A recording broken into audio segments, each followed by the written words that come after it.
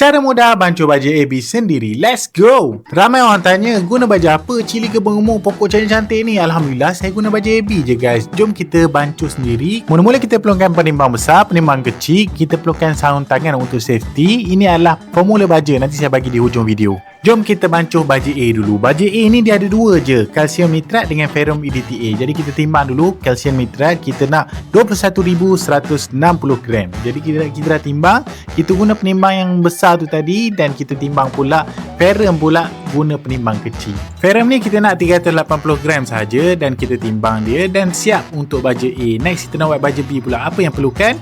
Kalium nitrat, MKP, MGS, mangan EDTA, Hybor, kuprom EDTA. Kuprom ni dia warna biru tau. Zinc EDTA dan akhir sekali amonium molybdate. Jom kita bancuh, kita timbang kesemua bahan tadi mengikut kita punya formula yang saya akan berikan pada hujung video. Kalau kau nak tahu, baja AB adalah baja yang paling lengkap untuk membekalkan nutrien yang penting untuk pokok kita, pertumbuhan akar, daun, bunga dan buah. Dah siap dah kita punya bancuhan baja A dan B. Jom kita bancuh dalam tong biru. Tak kisahlah tong warna biru ke, tong hitam ke, yang penting dia sama saiz. Peringatan yang paling penting juga, jangan sesekali kita campur parti A dan parti B dalam tong yang sama.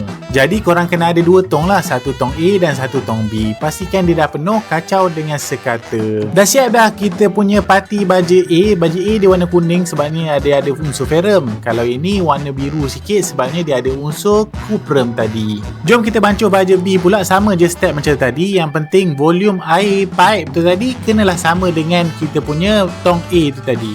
Kacau bagi sebati dan tutup dia. Kalau boleh jangan bagi kena cahaya matahari tau, nanti dia akan rosak baja. Seperti yang dijanjikan, saya akan share formula yang saya dapat daripada Mardi. Terima kasih Mardi. Save dan share ramai-ramai video ni. Mudahkan cara nak buat baja AB sendiri. Bye bye. Assalamualaikum.